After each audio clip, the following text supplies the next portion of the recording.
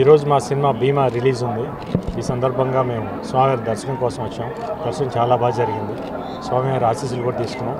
డెఫినెట్గా ఈ సినిమా భీమా పెద్ద హిట్ అవుతుందని మాకు బాగా గట్టి నమ్మకం. మీ అందరూ కూడా చాలా బాగా నచ్చుతుందని మాకు గట్టి నమ్మకం ఉంది. అందుకని మా టీం అందరం ఇక్కడికి వచ్చామన్నమాట దేవుడి దర్శనం కోసం. వీఆర్ వెరీ హ్యాపీ అన్నమాట.